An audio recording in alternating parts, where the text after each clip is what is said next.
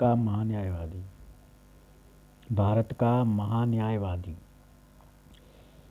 Attorney general of India. Bharat का महान्यायवादी, attorney general of India. भारतीय संविधान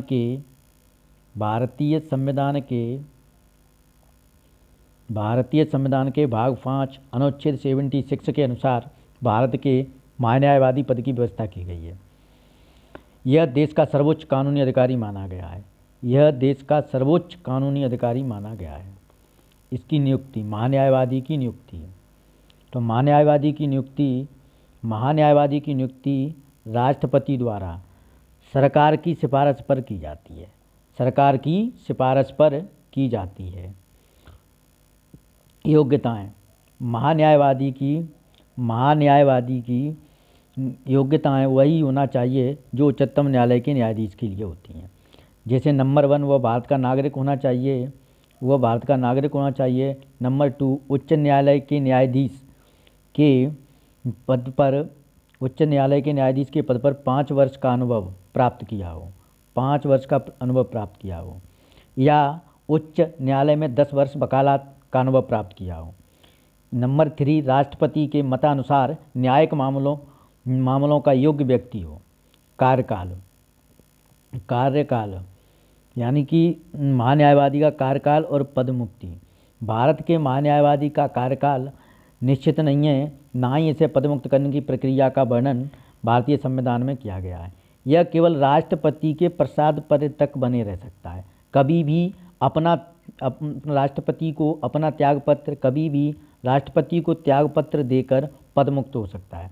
परंपरा यही रही है कि मंत्रिपरिषद के त्यागपत्र के साथ ही उसे त्यागपत्र देना होता है। मंत्रिपरिषद के त्यागपत्र के साथ ही उसे त्यागपत्र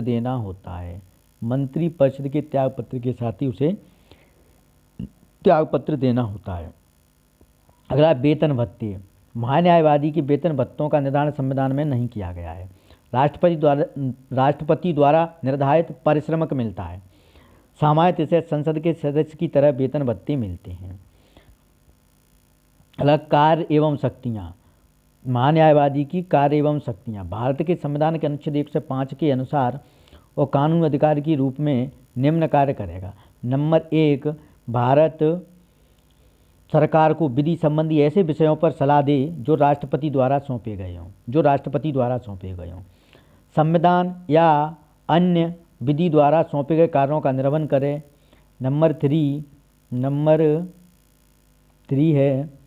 3 भारत सरकार से संबंधित मामलों को लेकर उच्चतम न्यायालय में भारत सरकार की ओर से पेश हो। नंबर 4 संविधान के अनुच्छेद 143 के तहत राष्ट्रपति के द्वारा उच्चतम न्यायालय में पेश हो। सरकार से संबंधित मामलों में उच्च न्यायालय में सुनवाई करे। अगला, स्वतंत्रता। महान्यायवादी की स्वतंत्रता। संविधान के अनुच्छेद 88 के अनुसार कुछ स्वतंत्रताएं प्रदान की गई हैं। नंबर 1 संसद के दोनों सदनों में की कार्यवाहियों में भाग लेने की स्वतंत्रता। नंबर 2 संसद की संयुक्त बैठक में भाग लेने की स्वतंत्रता। नंबर 3 भारत की किसी भी अदालत में सुनवाई का अधिकार प्रदान है। अगला है सीमाएं। भारत के महान्यायवादी की कुछ सीमाएं निर्धारित की गई हैं। नंबर 1 वो भारत सरकार के खिलाफ किसी सलाह या विश्लेषण नहीं कर सकता। भारत सरकार के खिलाफ किसी सलाह का विश्लेषण नहीं कर सकता। नंबर 2 जिस मामलों में भारत सरकार की ओर से पेश होना हो उस पर टिप्पणी नहीं कर सकता। नंबर 3 बिना भारत सरकार की अनुमति के किसी आपराधिक मामलों में किसी व्यक्ति का बचाव नहीं कर सकता।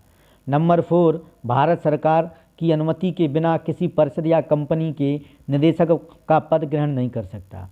भारत के महान्यायवादी को किसी भी सदन की कार्यवाही में मताधिकार का प्रयोग करने की शक्ति नहीं है या मताधिकार का प्रयोग नहीं कर सकता। राज्य का महाधिवक्ता। जिस प्रकार केंद्र में महान्यायवादी होता है उसी प्रकार राज्य में राज्य सरकार की कानूनी सलाह देने के लिए एक महाधिवक्ता होता है। भारतीय संविधान के अनुच्छेद 165 के अनुसार राज्य के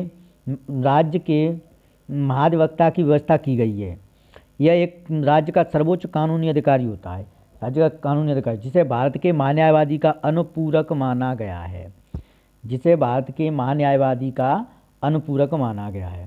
नियुक्ति अनुच्छेद 165 के अनुसार महाधिवक्ता की नियुक्ति राज्यपाल द्वारा की जाती है, राज्यपाल द्वारा की जाती है। योग्यताएं उच्च न्यायालय के न्यायाधीश बनने की योग्यताओं जैसे नंबर 1 भारत का नागरिक होना चाहिए, उसे 10 वर्ष तक न्यायिक अधिकारी का अनुभव प्राप्त होना चाहिए। नंबर 3 10 वर्ष तक उच्च न्यायालय में वकालत अनुभव प्राप्त किया हो।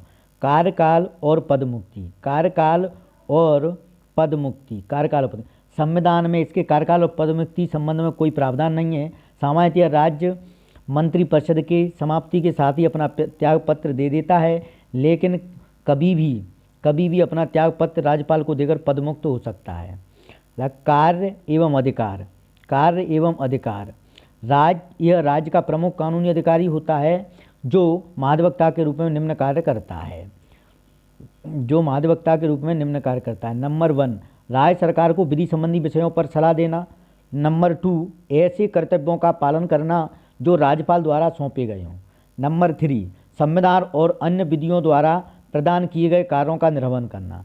अधिकार, इसके अधिकार हैं राज्य के किसी भी न्यायालय में सुनवाई का अधिकार प्राप्त है और विधानमंडल के दोनों सदनों की कार्यवाही में भाग लेने का अधिकार प्राप्त है, भाग लेने का अधिकार प्राप्त है।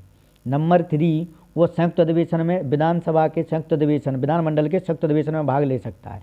नंबर 4 महाधिवक्ता को राज्य के सदनों में मताधिकार का प्रयोग की शक्ति नहीं है, मताधिकार के प्रयोग की शक्ति नहीं है।